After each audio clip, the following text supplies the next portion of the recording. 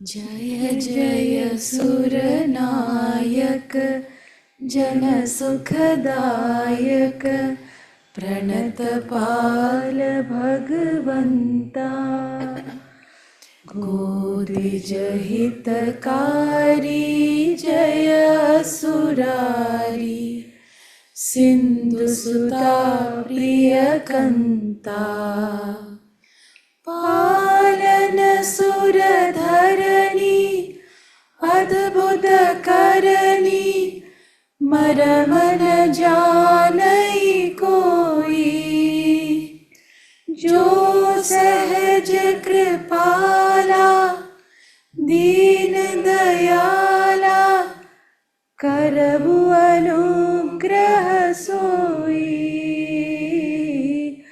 करबु अनुग्रह सोई।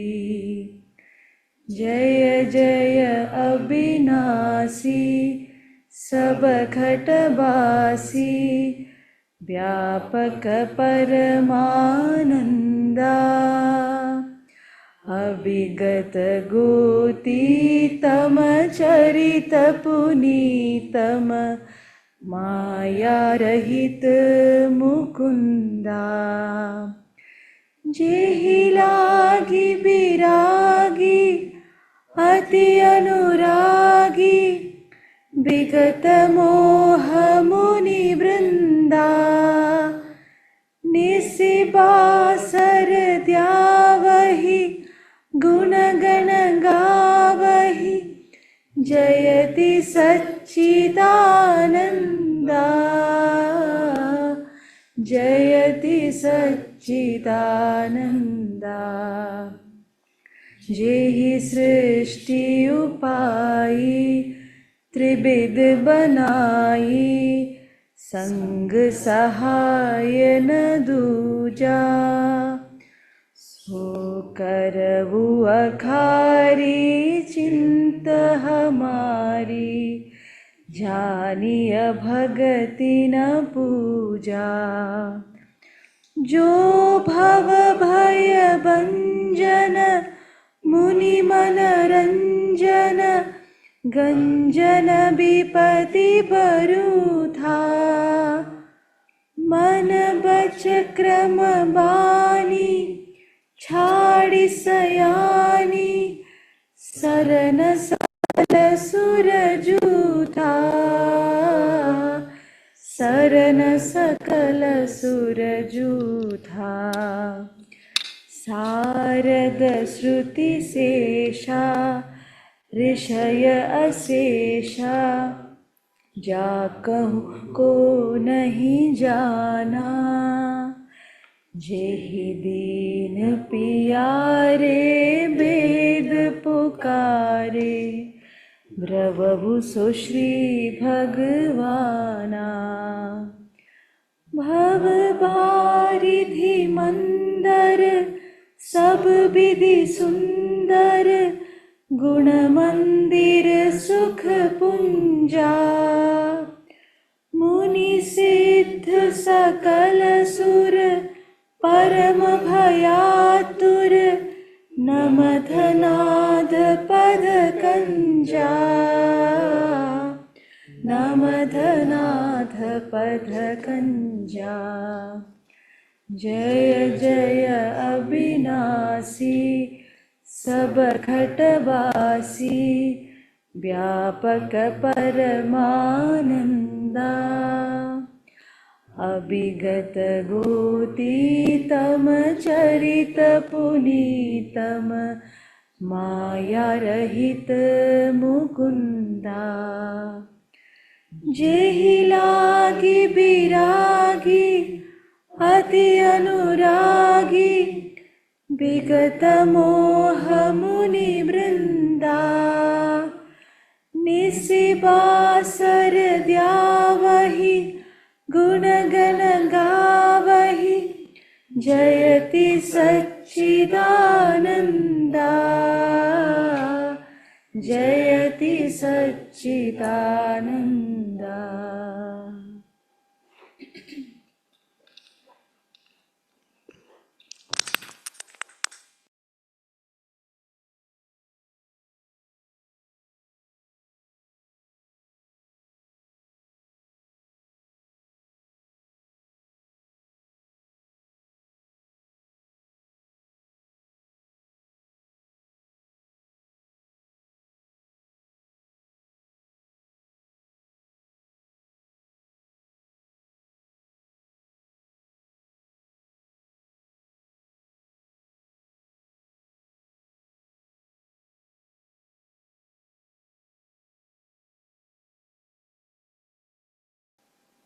Where should we start?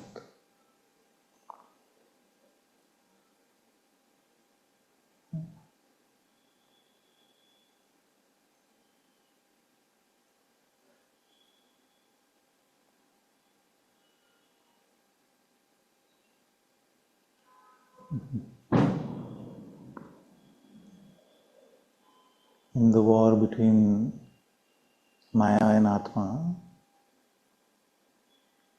we gather in Satsang, so we learn to live with the Atma within. That is the real company of the truth.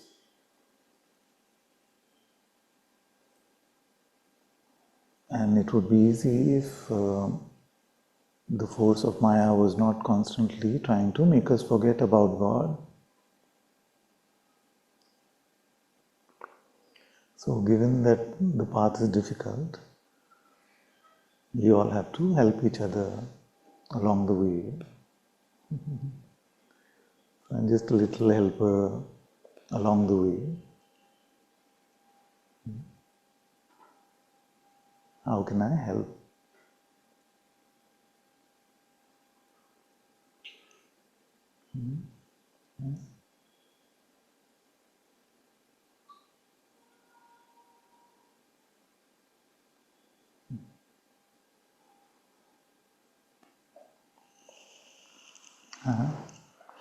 And we cannot say that, oh, is that what the game is about? Is that what the game is about? Maya versus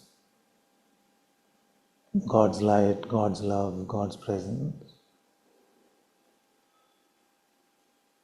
If that's what it is, then I don't want to play. Can we really say that?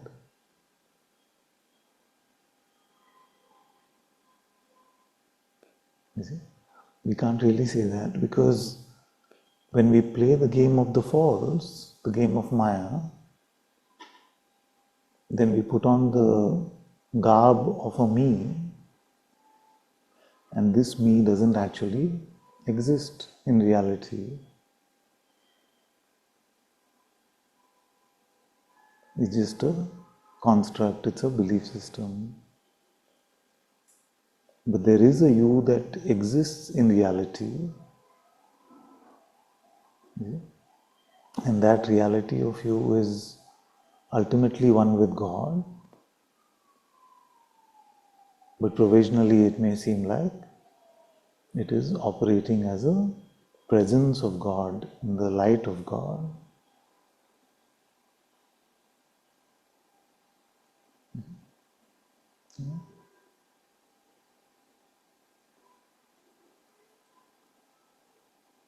So the only work we need to do with the me is to make sure that we are not obsessed by it and it doesn't block God's light, it doesn't block your true presence. But when it becomes working on ourselves for our own glory, for our own elevation, the whole life's project becomes how can the me become better, then we better first find out who that me is.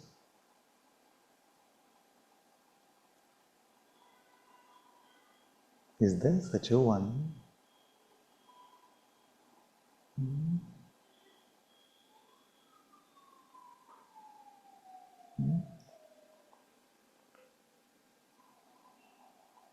So how to be free from Maya and come to God's presence?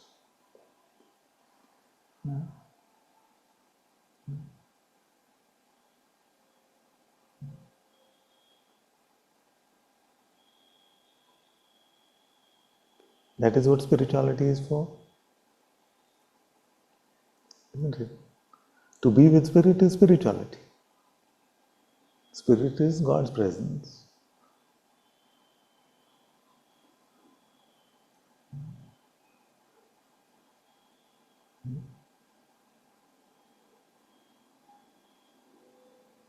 So, before we discuss the tools to get to God's presence, let's lay out a general structure in terms of where He actually is. Isn't it? Because we already said everything phenomenal is Maya. So let it go. Then how can God be found? How will God be found if everything phenomenal is Maya? And it seems like the only tools we have are made for phenomenal tasting, phenomenal experience. With our eyes we can only see objects. With our ears we can only see phenomenal. We can only hear phenomenal frequencies or whatever we call them. So our senses are designed to experience phenomena. And all phenomena comes and goes, is not eternal, is not timeless. Okay? So how do we discover the one that is beyond time and space then?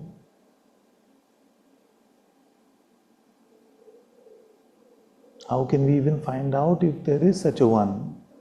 Maybe all these foolish ones who talk about God are all deluded. This one is a higher possibility.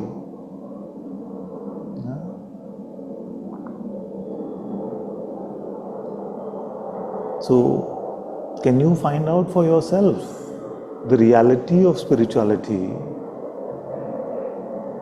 Or am I sharing a belief system that don't believe all of that about phenomena, believe what I am saying to you?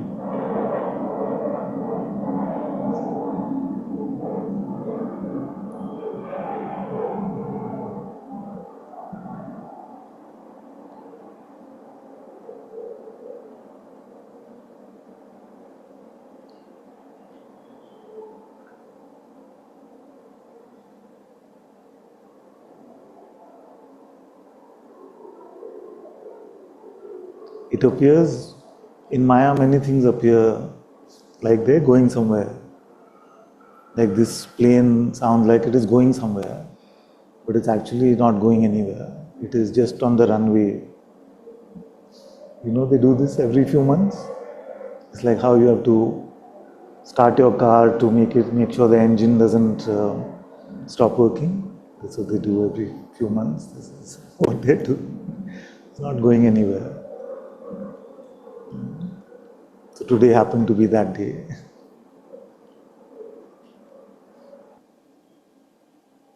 So given that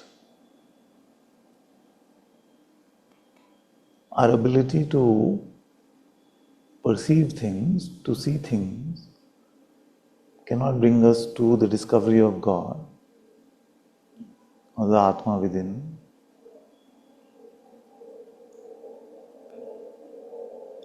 and our ability to conceptualize, to think about things, cannot really unravel the mystery of the spirit, the spirituality. True spirituality cannot be unraveled in the mind.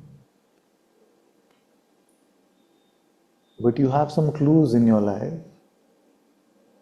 You can start by asking, what is that within you which pulled you into satsang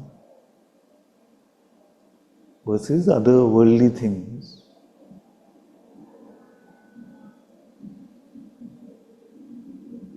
What is that pull that draws you into satsang, into the presence of the Atma within, whatever outer form it may take? What is that?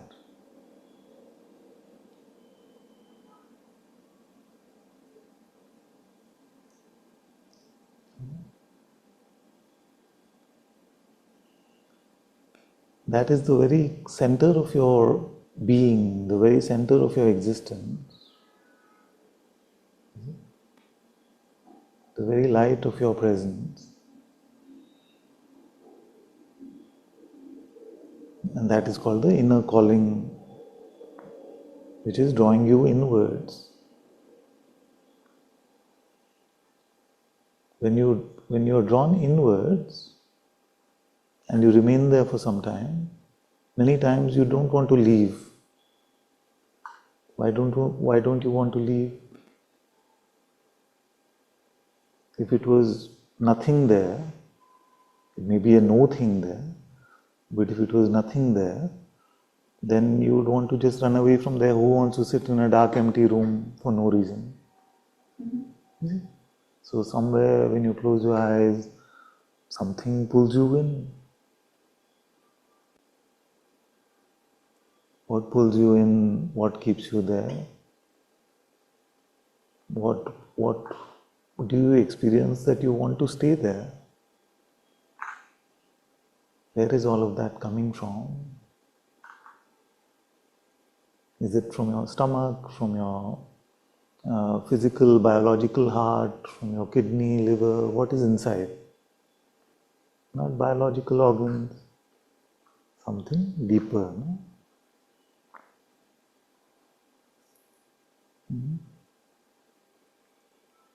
What pulls us in?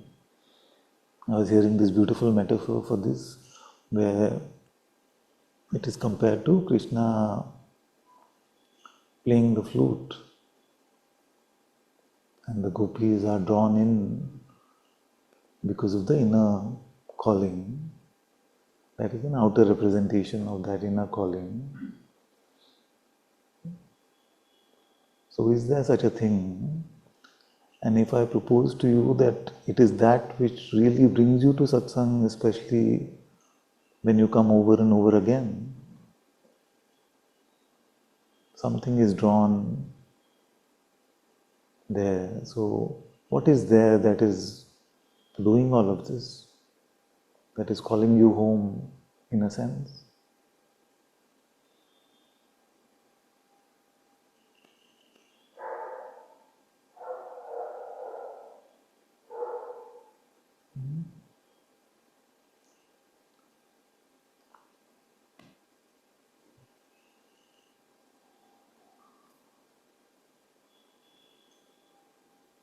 So if I were to tell you that if you follow that voice, that calling, it may be wordless,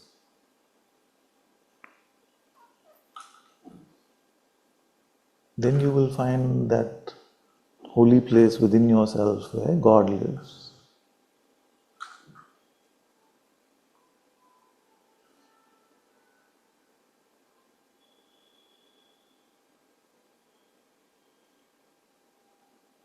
That is your heart temple.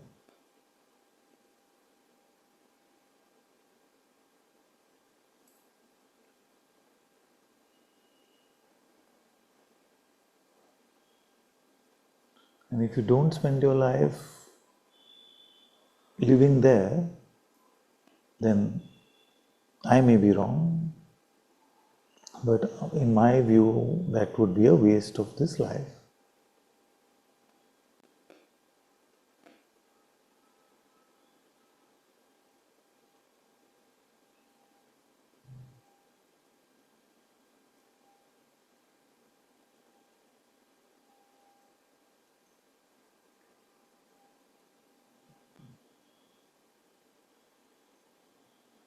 Some of you come large distances regularly to be in satsang here,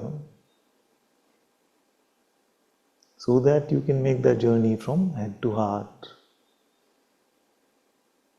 That is why you come. Independent of the reason why, what you think you may have to come, that is the real reason.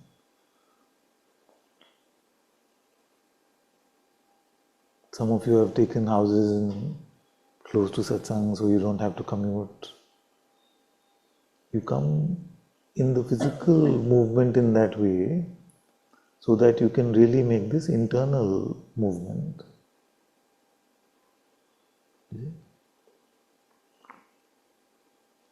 Because you're finding that where you live currently, that is in your head, things are very probably, it is full of suffering, it is a roller coaster ride, the ups and downs of life make us giddy.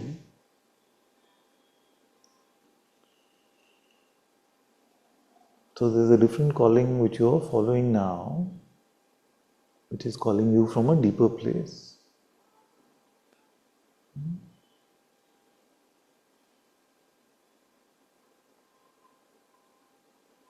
In that heart altar, you will meet God's presence.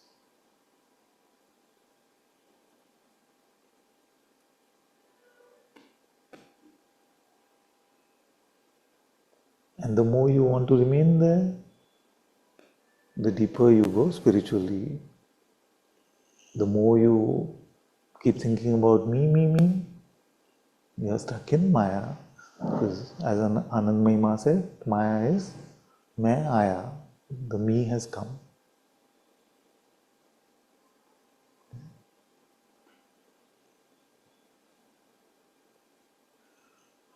So what are the tools, what is the guidance that you have in your life which allows you to remain in this holy inner space,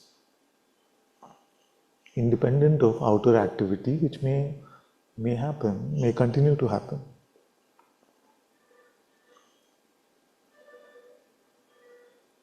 Do you feel like you have the tools? The tools have been provided to you? Huh? See? Now the tools have been given to you, but Maya will interfere in every step of the way. Every time you want to pick up your prayer, you want to pick up your inquiry, it will say, but let's do something else first. Huh? Or let's do it this other way, this something. You see?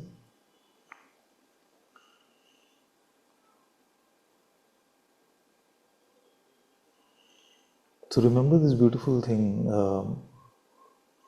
a tree is known by its fruits. So if the fruit of your sadhana does not lead to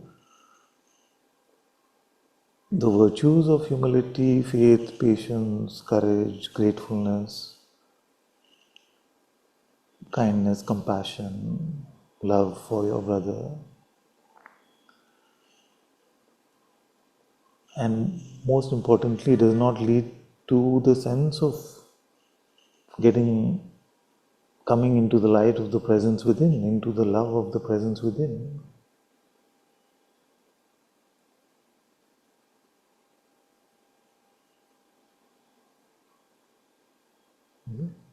Then leave that aside.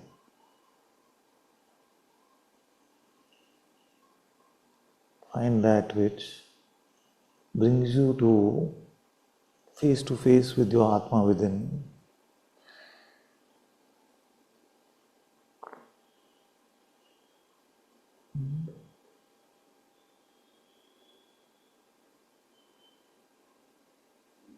So what are the tools that all of you are using, especially the new ones that I haven't met?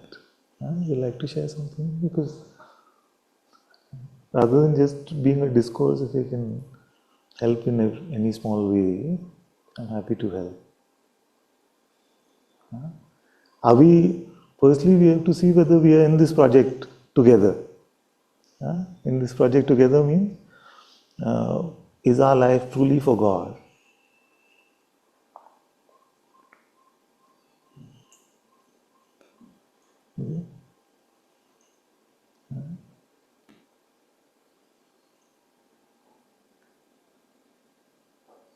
And if God still, in spite of my 2 years of ranting about it, still like a troublesome word, then is my life for the truth, capital T.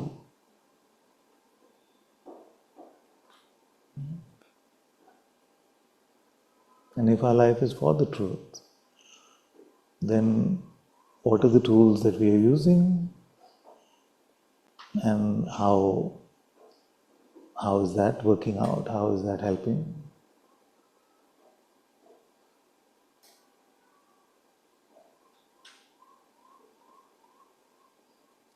So I know I'll have to prompt.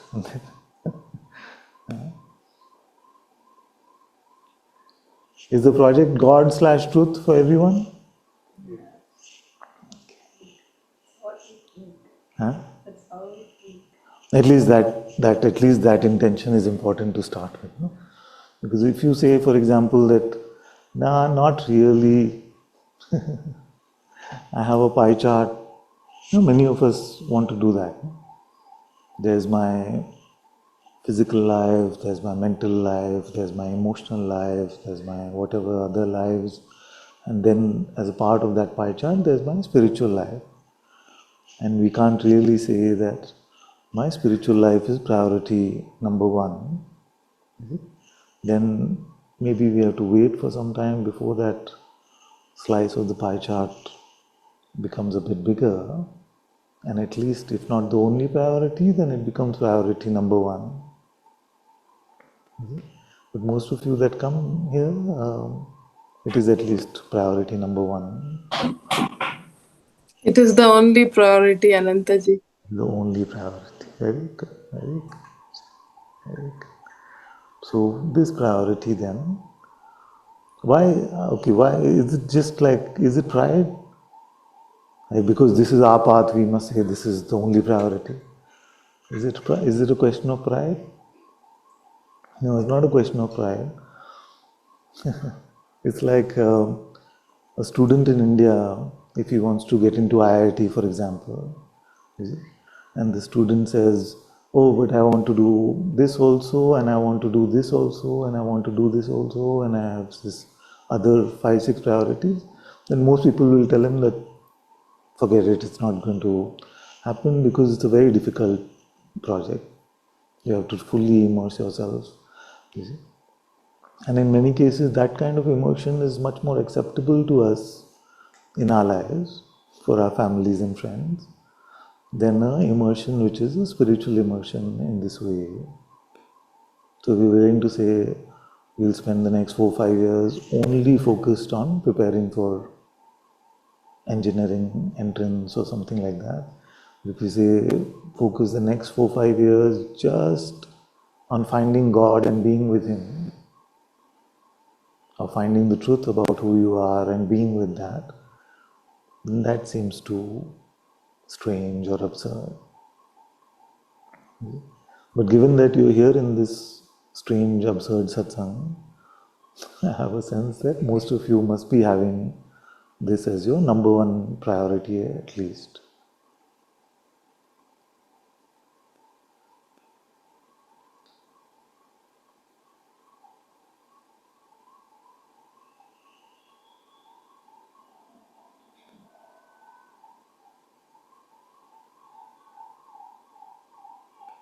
So going in this journey from a love for the me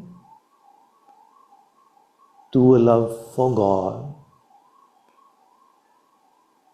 is a difficult project.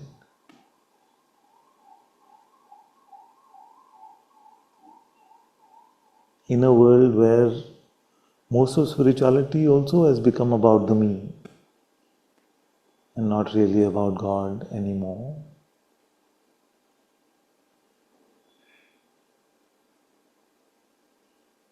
Because in this world today we need quick gratification, quick outcomes, not self-sacrificing but self-serving. That is the nature of the world today. But spirituality is the most difficult project because to squeeze the last thread of the me out of ourselves, the last strand of pride out of ourselves, it will seem like our life is getting squeezed out of us many times.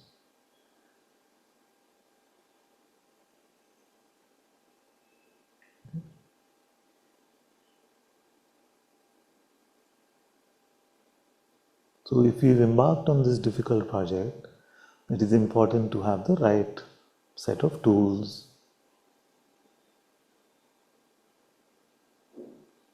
So what are the tools that we're using? I asked last time also, inquiry.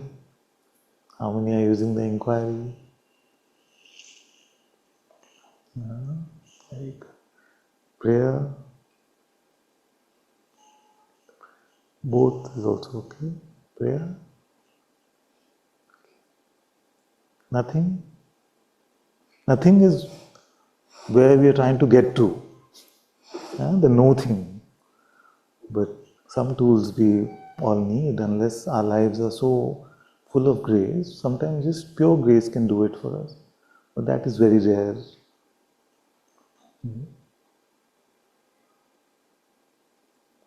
So we must have a tool which helps us navigate through the cobwebs of our inner chambers and brings us to the holy space where His light is apparent to us.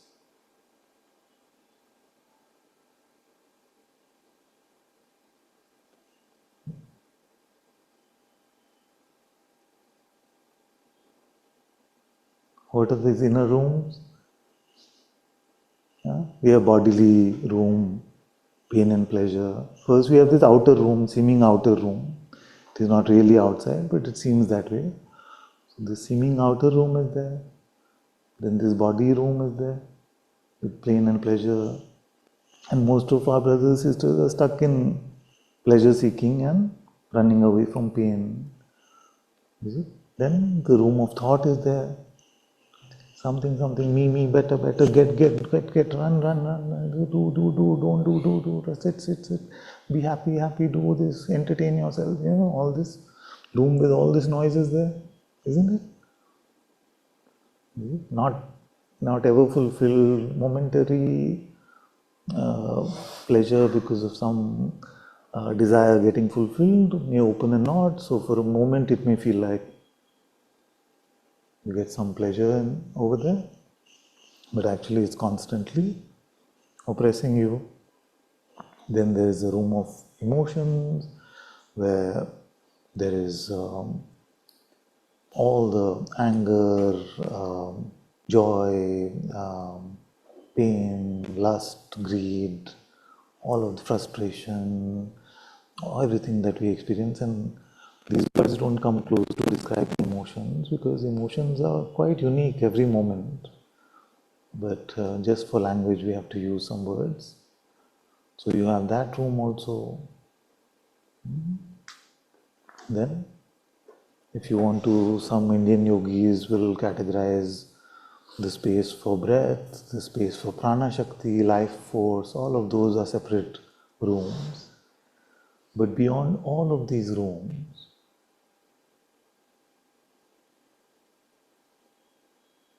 there is a holy place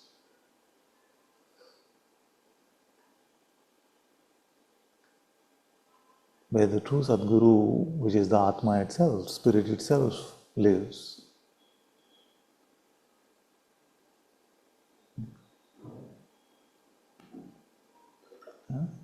Maybe I should explain this lives part. So, where is the sun's light in the sky?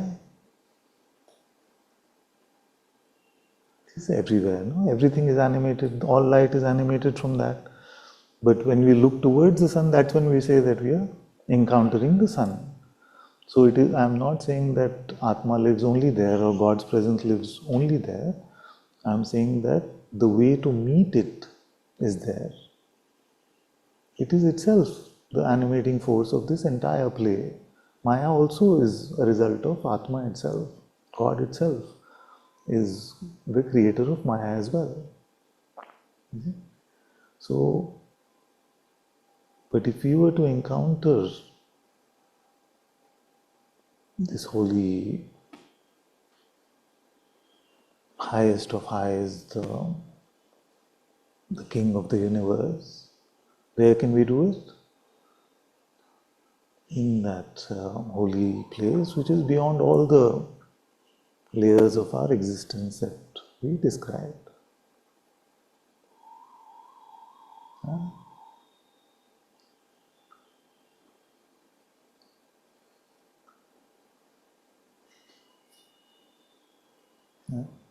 So I can only invite you, I can only provoke you, but I cannot convince you about the existence of this place. It's not really a place. Yeah? I cannot convince you because there is no phenomenal evidence which I can produce and say, see, here, this is what it is. I can't give you an X-ray report. We can't do a laparoscopy or something and go into the physical heart and find it. All that is not possible. That is why spirituality is all about faith. And faith is not a blind belief. Faith is to remember that voice I was telling you about, which is calling you within, which brings you to Satsang. Faith is to trust that voice more than what your mind is telling you, what Maya is telling you.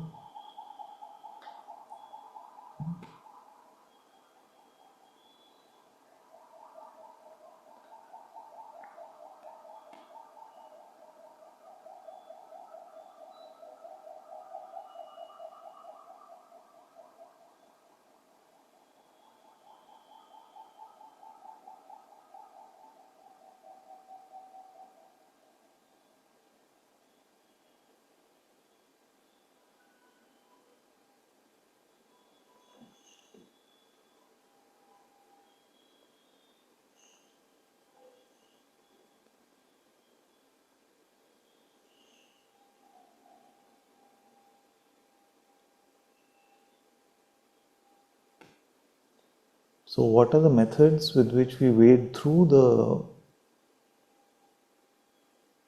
the darkness into the light?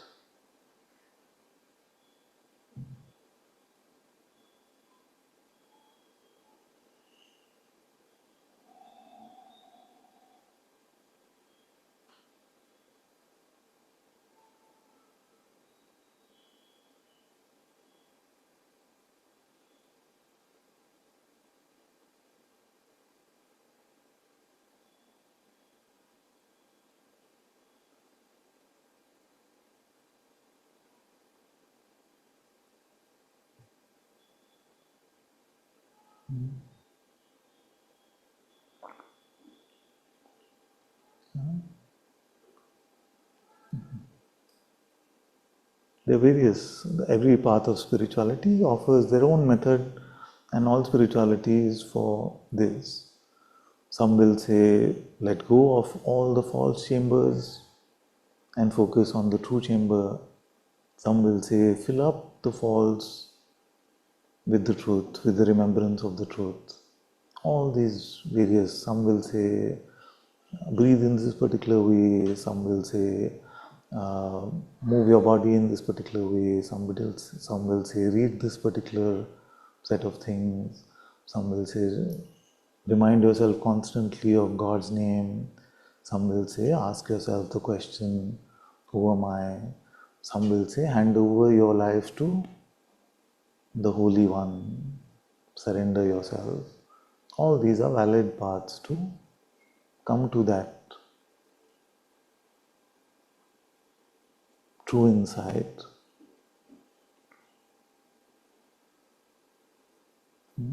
Isn't that good? It's good because all of our temperaments are different. All of us our conditions are different. And if it was just one path, that would not appeal to all of us. In actuality, as many of us are there, each of us will follow an individualized curriculum to come to God. Yes, applause is good. No, I know, I'm joking. So, for each of us, there is an individualized pathway to God. That is actually good news. Although I know it was about mosquitoes, but yeah. So that supreme intelligence, which we call God, has determined our pathway to Him as well. And that Sadguru which lives there is guiding your life in one way or the other, whether we recognize that or not. You see? But in the play, in the Leela, although everything is God's will, the play of our cooperation, the play of our collaboration is very important. That is why this path is one of full effort and full grace. So sages will give us strange answers like this: everything will be done by your effort. You start even Yoga Vashisht. Without self-effort, nothing will happen. Yoga Vashisht. And after that, you are not the doer, you don't exist, there is nothing you can do. So what are they saying? That this path will only happen if you put in your 100% and grace is 100% with you. So it's full effort and full grace. Only can be done by grace, only can be done by your effort. It doesn't make sense, but it's not going to. Because the sensible part is here, we're moving to the part which is beyond linearity, beyond straight line rationality.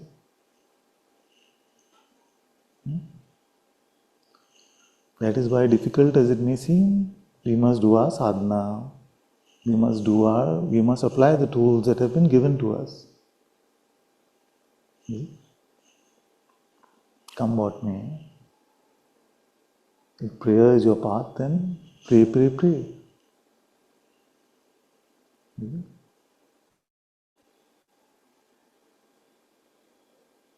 Just pray. And to be simple about it, what is prayer? It is to remember God. If the focus is on God and not on me, then you are praying. The method is secondary. Even the outcome is secondary. Can you give this moment fully to God? It can seem like a big sacrifice. Do you belong to God right now?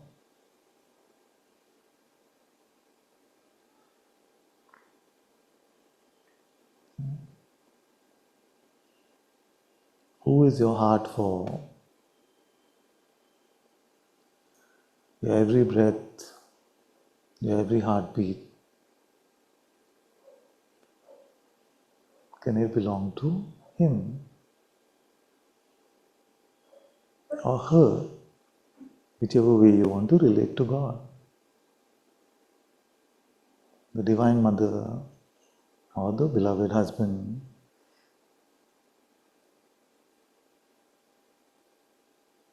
the great father or the little child, the Bal Gopala or the infant Jesus. How we relate to him is not that important, because he knows that our thinking is very limited. Find a way to relate to him which allows you to surrender yourself and offer up all your love to him. If it is nirguna, then it is nirguna. If it is saguna, it is saguna.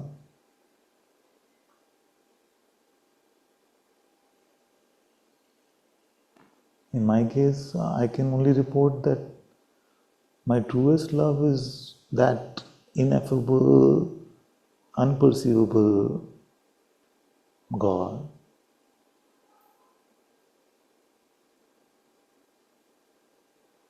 But I truly love his aspects in so many different forms. And neither is higher or lower. It is our offering our love which is important, offering ourselves up which is important.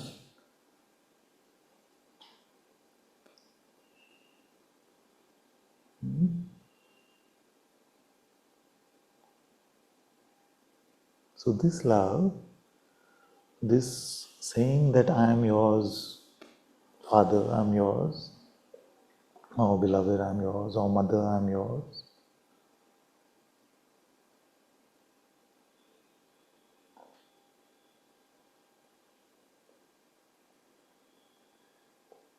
allows us to shine a light which goes deep into our hearts,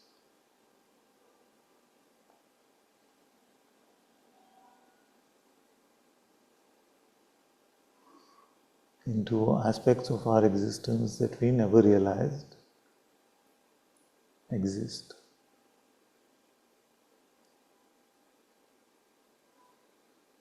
And we come to Atma Jnana, Atma Darshan, and in the light of this Atma Jnana, we can come to the highest, the Brahma Jnana. And of course, in language, it makes it sound crude. It's not as cut and dry as that. Like somebody was to say, explain to me the difference between Atma Jnana and Brahma Jnana. I could attempt it, but it will be very crude and silly. But true fulfillment comes after you come to the Atma within, through the presence of the Holy Spirit within. From there you can recognize your Nirguna reality, the attributeless reality of who you are.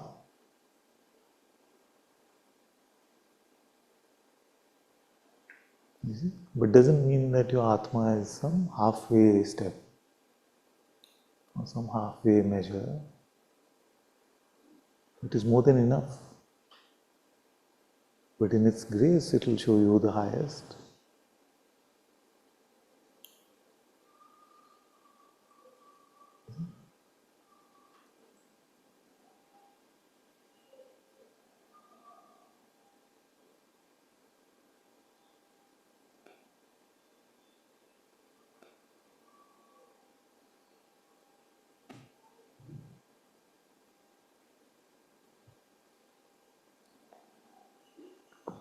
So what are some cheat codes in this game?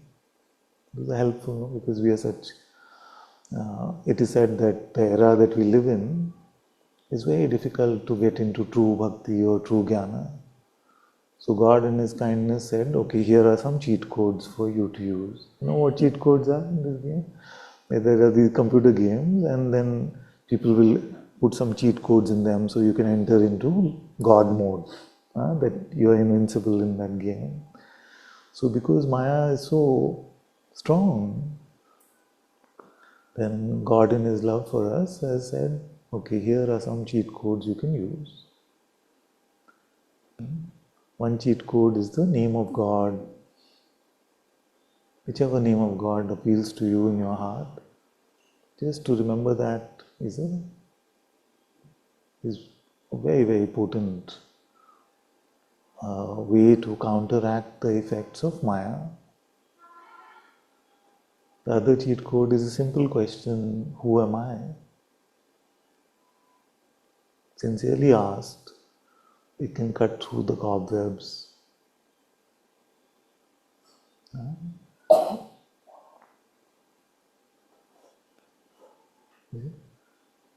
The other cheat code is just to offer yourself to God. Say, I'm yours. I belong to you. Even if it doesn't feel like you fully mean it, start.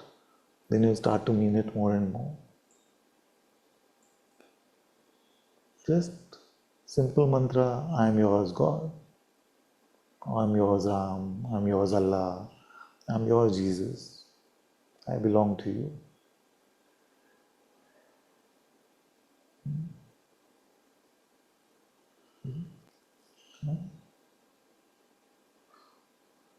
The methods are many. It is the application which is important. And the application is a question of time.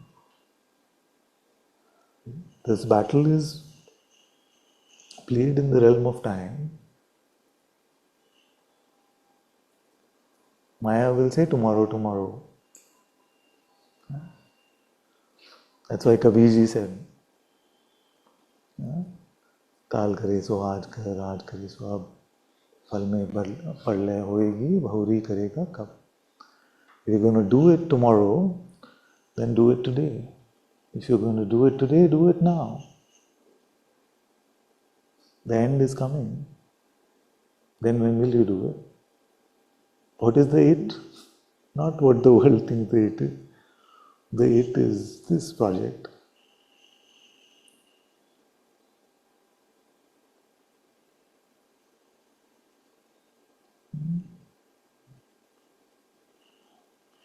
Maya has one job, it's doing it really well. It's very clear about what it's doing. It wants to take this moment away from God and to make it about the false.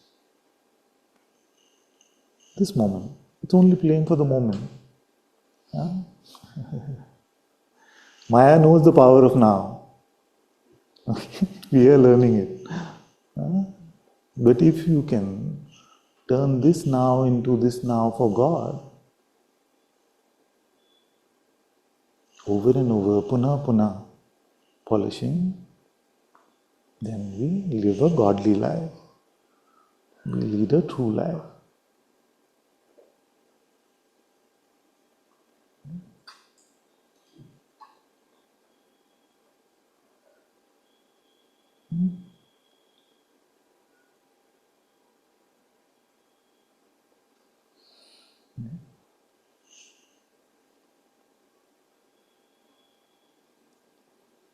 So till your Atma starts guiding you on a moment-to-moment basis, till then hear the words of your teacher, whoever your teacher may be, to follow their pathway. Every teacher of God is providing a pathway to God, or a few pathways to God. Follow the pathway that resonates the most with you in your heart. And knowing most of you for some time now, I have a sense of what pathway resonates for each of you. So now it's merely a question of moment to moment surrendering yourself, doing the difficult work of letting go of selfishness, of pride, of ego, of wanting to be right, and offering yourself wholeheartedly to God, truth, love, light.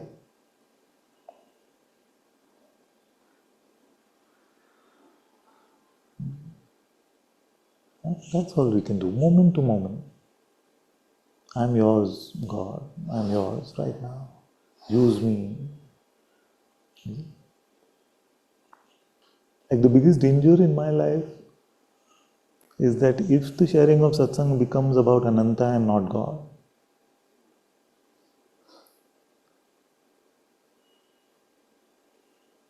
so I have to be vigilant about that and make sure that the sharing of satsang is coming from a place which is only in service to God.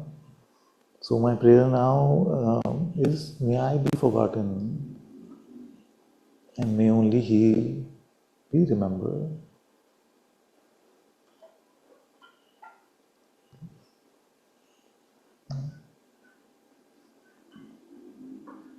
And it's inspired from this beautiful quote from a Christian father. He said, what did he say? Wake up, share the gospel, be forgotten, die. Something like that. Like very simple words, but very powerful.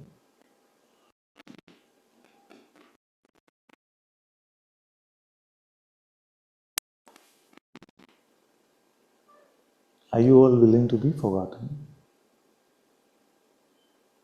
Because it's not just about satsang, it's about everything. So to give glory to God, to be in remembrance of God, is to make sure that whatever impact your life is having, all glory is given to God, all credit is given where it is due.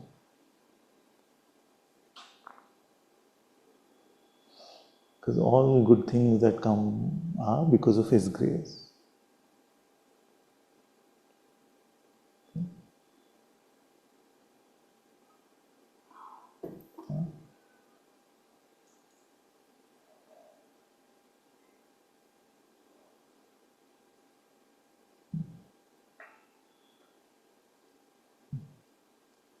One other tip I have for you is that devotional music is very helpful along the way, at least in my case.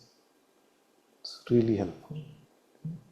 Bhajan, hymn, whatever, whichever format.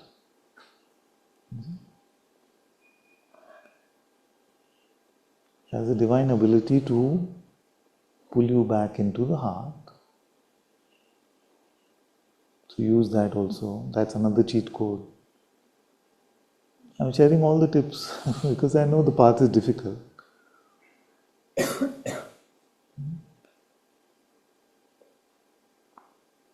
Yeah. Could you expand a bit about the relation of some of those pointers you used a couple of years ago? Like, Yeah. for me, Papaji's keep quiet and make no effort was a very powerful one. Yeah. It still sometimes is, but there's also a movement towards what you just mentioned, just God take completely care of me, or just let me dissolve in you, God. Yeah. And Thank you. but still, sometimes it's for just to break open a door to this emptiness. It's sometimes Exactly. good to say, just be quiet, or don't believe your next thought. Yeah. Absolutely. So I've been using this metaphor of cooking your food and eating it. I'm using this metaphor of cooking the food and then eating it. Both aspects are important. So suppose that our pathway is inquiry or our pathway is prayer.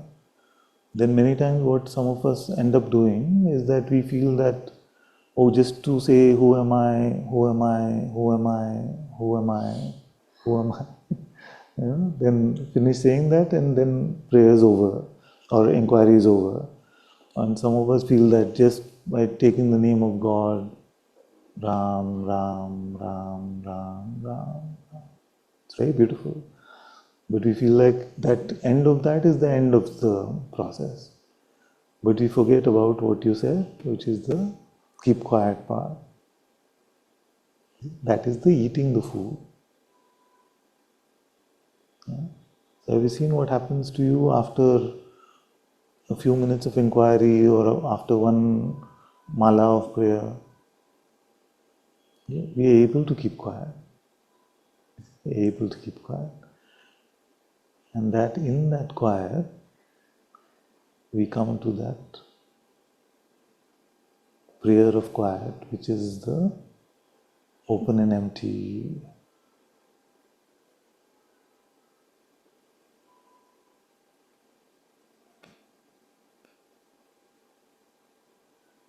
When we come to His presence, we will not be talking. We will not be talking. It will be such an awesome, or it is such an awesome experience, or beyond experience, that we are awestruck and we're not able to speak. So, whichever way you look at it, and last time I was talking about this, initially it may feel like I'm cooking for most of the time, 95% of the time, and I'm getting to eat only 5% of the time. Yeah? Yeah? It's like Indian meal. We spend a lot of time cooking, but the eating is very fast. Yeah? But you have to make that a European meal where not so much time is spent on cooking, but then you eat at leisure, you talk to family, you do all of that during eating time. So in the same way, we have to, our grace brings us to that. You see? Otherwise, what happens initially when we're not used to it, we're not able to sit quiet for more than a few seconds. Then as we grow in that few seconds becomes a few minutes. Then that few minutes becomes an hour, maybe more than an hour. You see, or just sheer silence. And that silence is not a silence of absence, it is a silence of presence. If we're truly eating God, truly eating God's presence, we are truly tasting God. And because in that communion, words are not needed, it's an exchange, pure exchange of love till there is no exchanger and exchangee left. It is a sheer unitive recognition.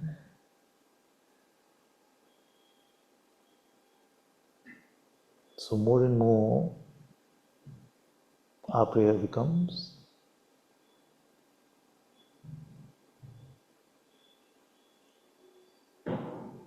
just that keeping quiet, just that open and empty. Now the thing is that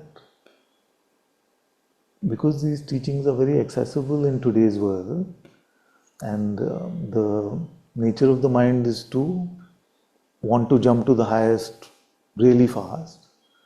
So everyone then starts to feel like, let me only do this. But then we have to be true to ourselves, because we are only helping or hurting ourselves in the process. That what happens when I try to just be empty by myself without the aid of other spiritual tools. So I found in my children that there was a lot of talk happening of open and empty, but there was not so much actually being open and empty. And that led to this grace of the prayer coming, that led to the grace of talking about the pathway much more than was my initial inclination. So, but if you feel that you can just close your eyes, or even with eyes open, just be empty, conceptually empty, then that is very beautiful. Very beautiful. And in that remaining empty, you may continue to be active in the world, or it may lead to everything withdrawing in that way. That is a movement only of grace. So the main point I'm making is that if it feels like in your heart that you're not being satisfied by the meal that you're cooking, that you're eating, then give that effort, spend that time in cooking a little more. But if you feel like, and this could vary day by day. Sometimes you're just sitting and you just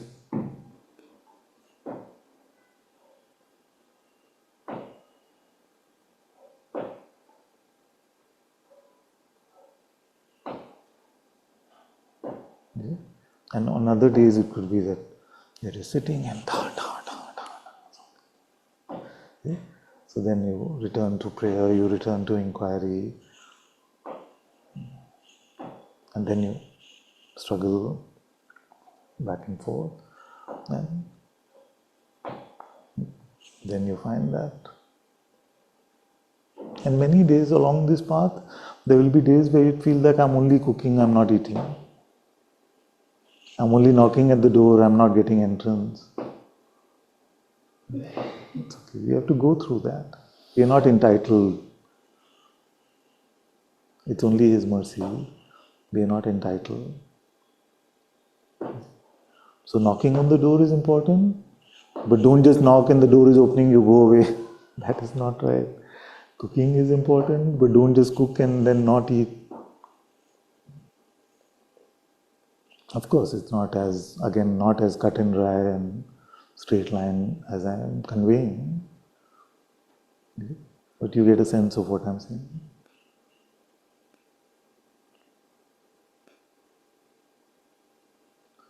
Sometimes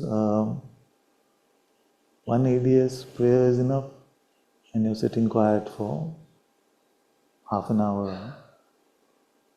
Sometimes you have to really work at it. You have to get out your mala and really use that. So we have to see our own temperature internally and decide. But we are not to give up on those days where it seems difficult. Okay? When the days where relationships are difficult, those are the days where we must put in the additional work. Our relationship with God is the most important. He is making us humble sometimes by making it difficult. If it was always that we close our eyes and we go into Mahasamadhi, not Mahasamadhi but Samadhi, then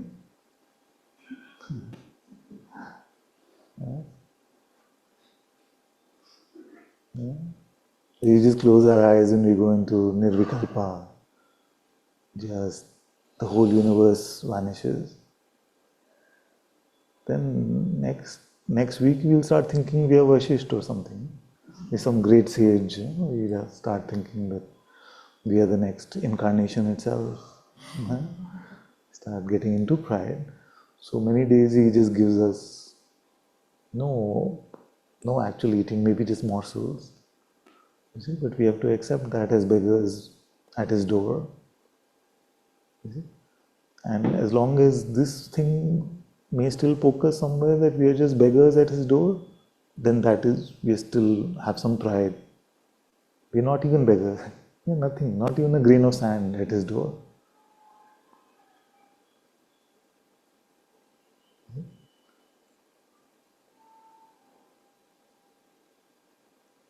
So that kind of inner attitude gives us the patience, the courage, the humility to dive deeper and deeper into the unity, the recognition of oneness, or the sense of merging as one with God.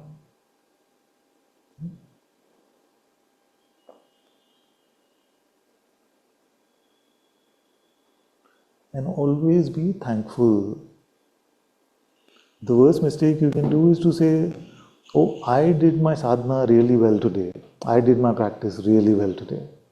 Because what is it that we can do?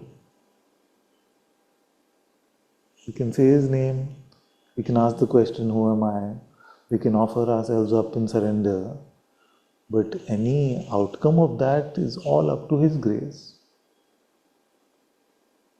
I've been trying to make this point for the past few weeks. I hope I'm getting through. Because many of us start feeling that it is in my asking who am I, is my insight is coming. We can keep asking who am I, who am I. We don't know the mechanism of revelation. You see, we cannot unlock the mechanism of revelation through any mechanical effort.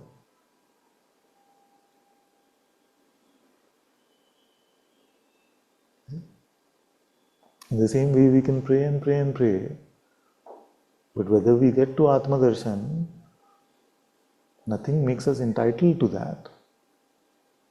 That is why his kripa is always, his mercy is always important. And that is very crushing to our ego, our pride, especially our spiritual pride. Yeah, that needs to be crushed. Look at it, I'm making it very simplistic. But Ramji doesn't want Ravan in heaven with him, or Vaikunt with him. What does that mean? He doesn't want us to carry our pride there, no? This project is to free ourselves from our pride so that we can be good neighbors.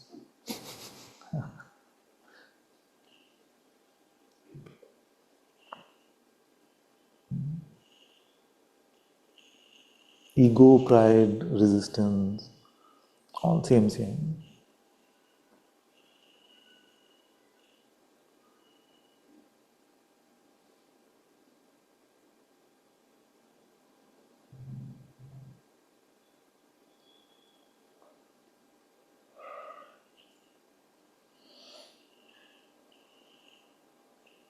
And never get into this trap of saying, my path is better, my path is higher, you all don't know what you're doing.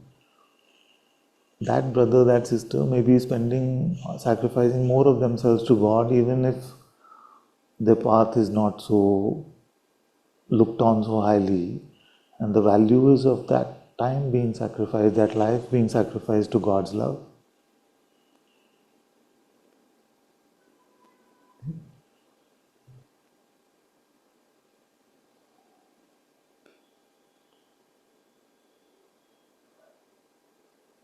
So these are all just tips to keep your temple clean, your inner temple clean and well ventilated, so that you can truly come to Atma Jnana, Atma Darshan, self-knowledge.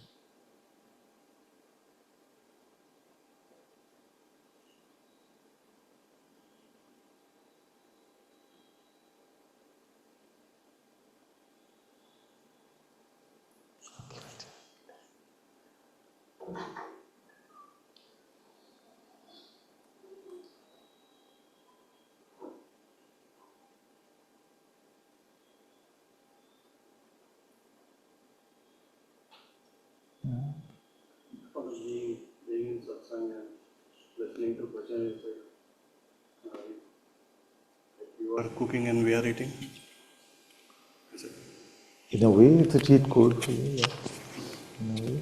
And for me, because what I taste of God's presence in satsang is not my usual experience. It is in the process of serving you all, I am being blessed as well.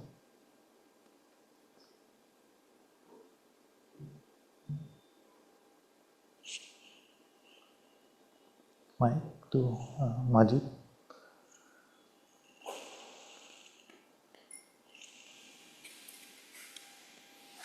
So when you were talking about the cheat codes, you talked about the essence of prayer, and there was a little bit which really struck, but you said it's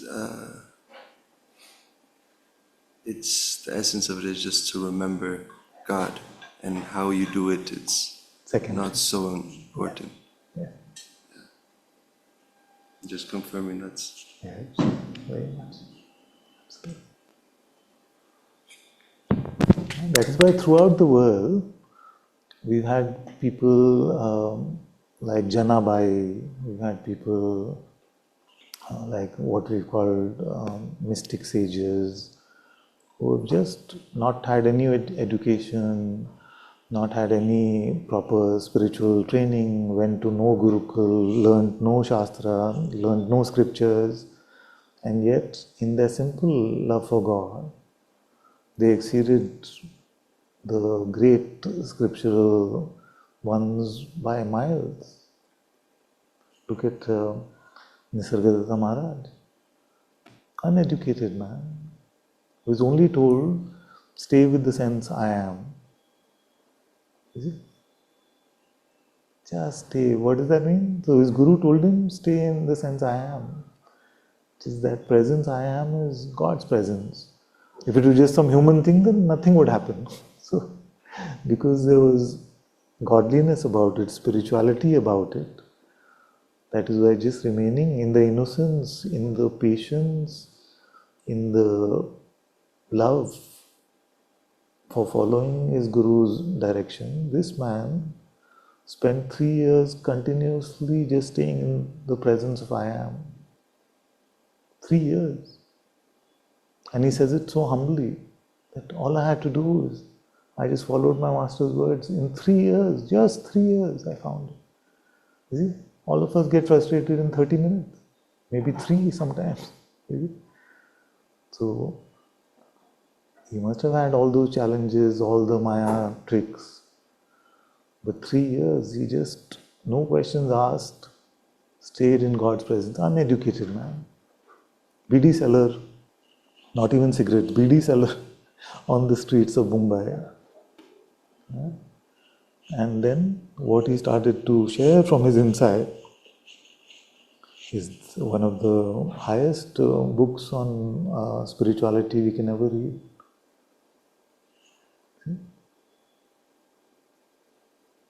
That is the power of devotion, surrender,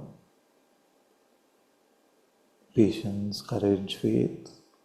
Imagine the faith. It sounds very simple in retrospect. But 3 years in full faith, he followed the Master's direction. Stay with the sense I am. Simple street vendor in Mumbai.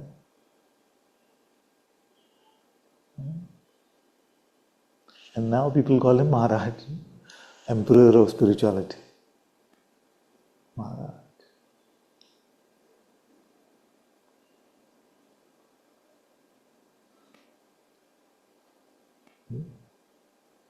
So this path is universal, does not discriminate.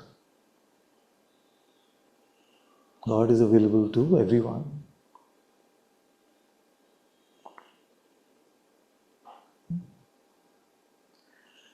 And then he did something funny. So what happened is that after his book became famous, a lot of Westerners started coming to him from Pune and other places. So then some Westerners were asking, but I heard there's another session that happens in the morning. What is that session and why are we not invited to that? So that was the bhajan session. The devotional aspect would be sung. So he would say, no, that's not for you, you won't understand. I'm sure some Indians also would come in the morning and say, why are we not invited to those? And I'm not generalizing in terms of Western or Indian, but you just realize that who's coming after reading the book and who's coming just from his lineage of Guru Parampara and the devotional path as well. So then he would have 2 separate sessions for the Jnana and for the Bhaktas. Yeah? Maybe we should do that sometime. Yeah.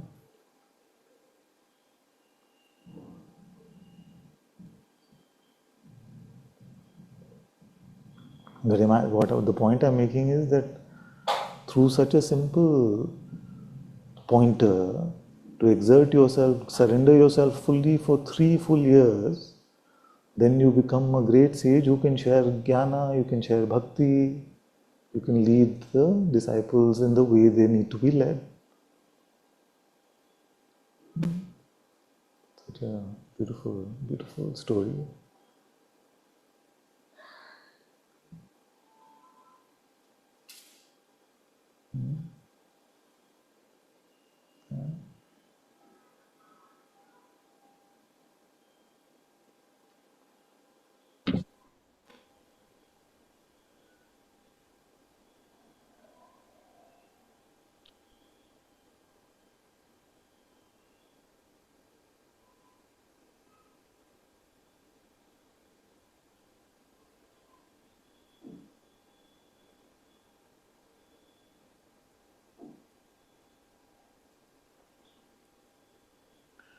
So prayer without remembering God is not prayer.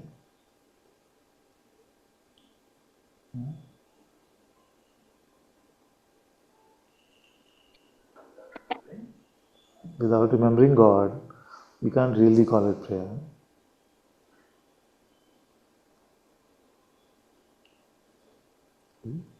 This can happen to all of us. We may come into Satsang and we say, okay, now tick in the box, we have to do the Aarti first, and you do the Aarti first. But in the Aarti, the point is not the pronunciation of the word so much, it is more are we remembering God and are we really invoking His presence as those ones who went to Lord Vishnu and said, please help us because we are suffering because of this situation. That is why we started with this prayer, so that we all remember to ask for His help as Satsang starts.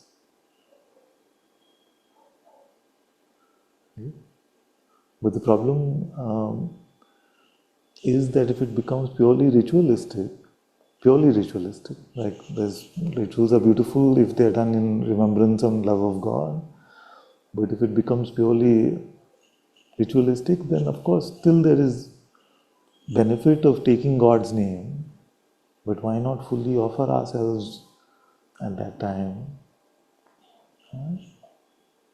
Even at the end, even when you're chanting the Ramcharitmanas or the Hanuman Chalisa at the end, use those as opportunities. I'll count all that against your quota of 2 to 4 hours a day.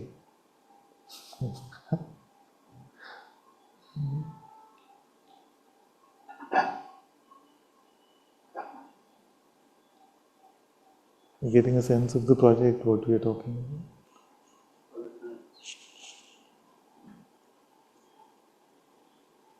Are you all seeing that all these tools that have been given to us by the sages, they're all leading to that same quiet, the same place of empty, which is empty of persona, empty of ego, but full of God, full of light, full of love. One day we should, one day we should go through all the pathways of the ones we put up on the wall, Like each of them have given us unique pathways to God, and we have put their pictures up because we love them so much for helping us in this way. So we can one day just go through and see that what did they offer to the world, what did they bring in terms of their unique light into this spiritual project. Yes, please. Father, it's a more of an observation, Father. So, right now, I was watching season 4 of Chosen. So, in that, all those great followers of Jesus have left their family life and everything. So those aspects are also shown, and also the aspects of small things like where I will be on the left or right, or am I be the rock of your church? Am I be the rock bed of your future kingdom? And those aspects are also there. It's been shown that they are still struggling with the small item. So in one of that aspect, one of those scenes, Jesus is talking to Mother Mary and saying that my people are destitute, they are very poor, they don't know what, they're not listening what I'm saying.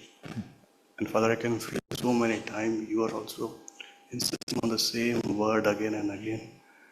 And I'm sure you are feeling the same for us at many perspectives. Are you listening? Are you listening? Time, God, presence. I don't know, even if it is registering in my mind or registering in my heart. So thank you for your patience, and I would be really happy if you can tell me on face that you are real destitute or poor in life, and please focus on it. So thank you. At the same time, the Samarpan or the surrender of those 12, and now they are known as Saint Peter, Saint Andrew, and all. And it's nowhere there. I'm nowhere there, and still they are in Jesus's eyes are nothing. Like they are saying, "Why are you not listening? Why not?" So, thank you. Thank you.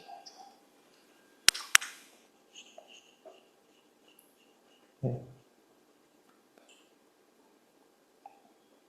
All of us are just in that same boat of trying to follow His light, God's light, and of course I want to many times provoke all of you, invite all of you, shake all of you up and say, are you listening? Like that inclination comes. But I'm really nobody to make a judgment about how far we are progressing or not. I don't feel like I'm so lost most of the time. How is it possible to make a judgment about any of you and those beautiful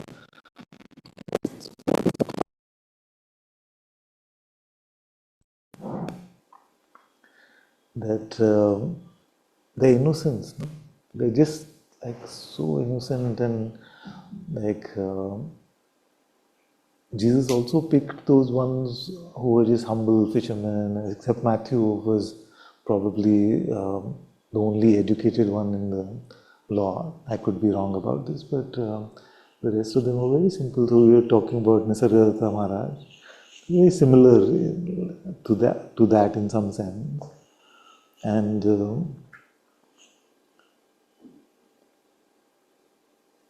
so what happened with them in a way is like what happened with Arjuna also. That the Lord was there as Arjuna's best friend. What greater privilege can we have in life? Now the Lord was there as the teacher, but like it is said about the apostles, that they did not get to this till the day of the Pentecost, where the Holy Spirit really revealed itself to them. And in Arjuna's case, it was much later. No, what happened? When did he get enlightenment?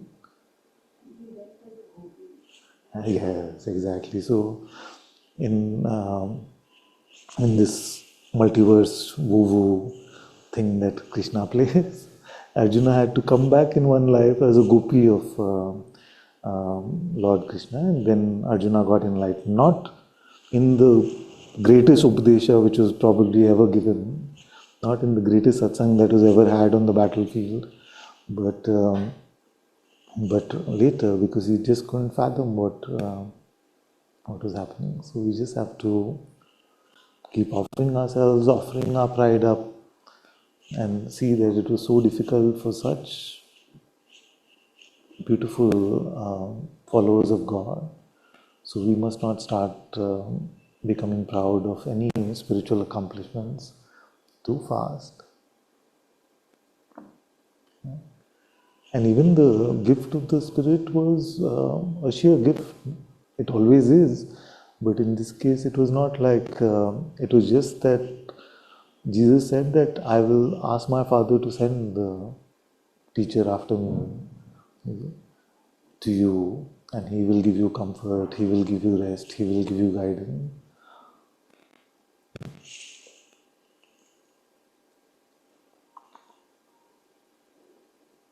Some drawing is happening on the Zoom.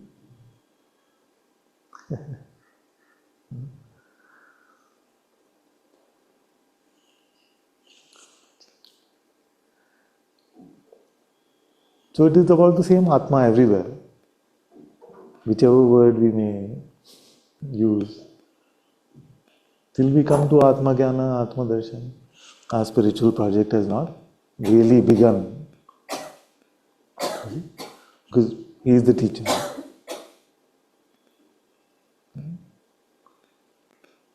So we are in the kindergarten of spirituality.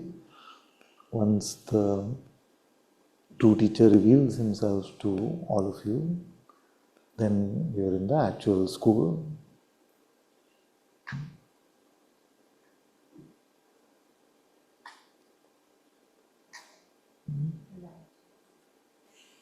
It's time for Ramcharitmanas.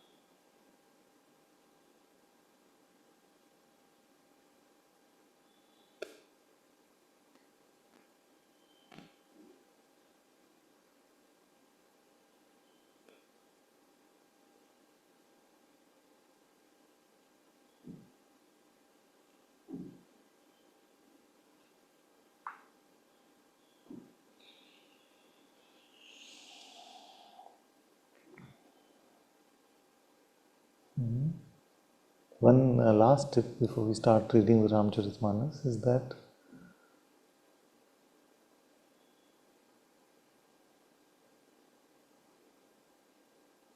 if we come to satsang just to get confirmation about our existing spiritual beliefs, then most of the times that will lead to greater spiritual pride. So we must welcome every time we come to satsang where something in us gets poked, gets a bit sensitive, or maybe even seems full out attacked. Those are also good satsangs. Every satsang doesn't have to be blissful, full of joy. We must welcome satsangs also where it really forces us to re-examine our belief systems, our spiritual ideas as well.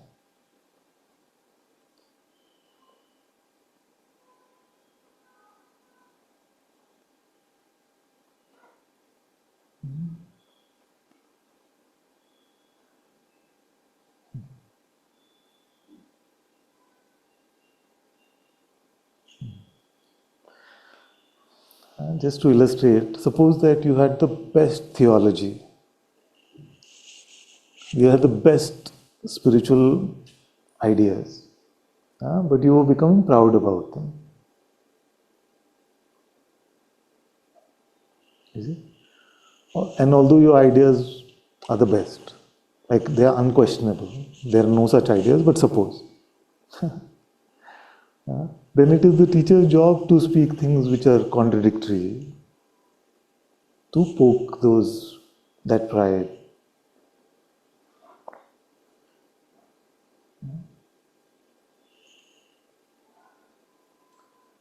So don't get attached to any framework, any theology. Get attached to that holy teacher in your heart, who's the true Sadguru present.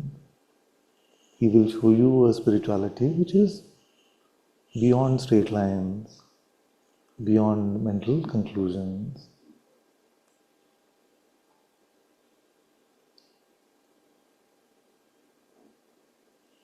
Otherwise, we'll get stuck in our heads, and then we can never truly love. Because how will you define love? Can't do it.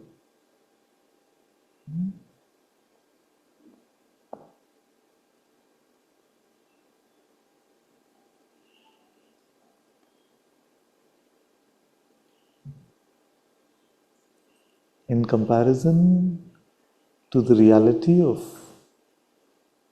Atma, in comparison to the reality of Brahman, in comparison to the reality of God, every word that I've ever spoken is rubbish, is sheer nonsense.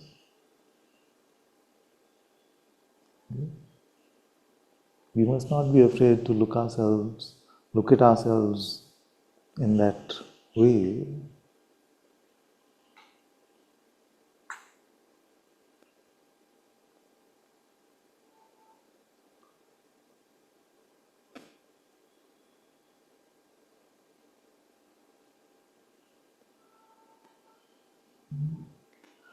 Humility is not like putting on a farce of being humble.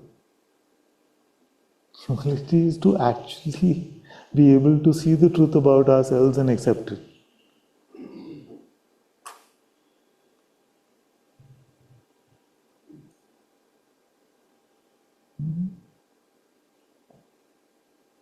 You see what I mean?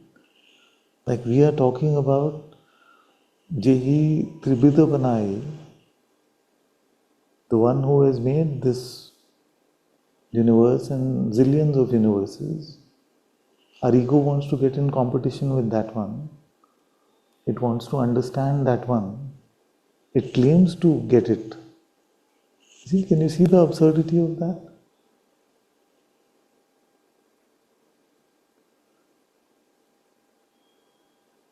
So the claims and the claimant let's push them out. Then what remains is him.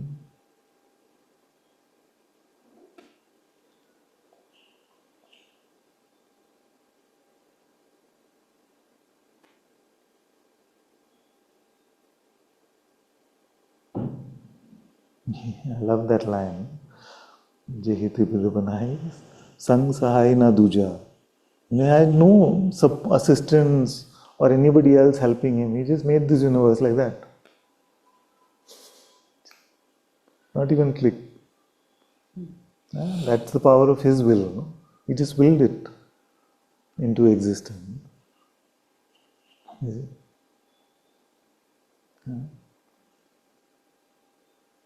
So why will we not want our seeming will to be merged into his? If his will is like that, and we can't actually will anything into our existence if we wanted to, we are so powerless. No? Thankfully, otherwise we'd be so proud. So that is why it is the highest gift to sacrifice our will to his will. Hukum rajaye chalna. So many of these things which seem like sacrifices are actually the highest gifts.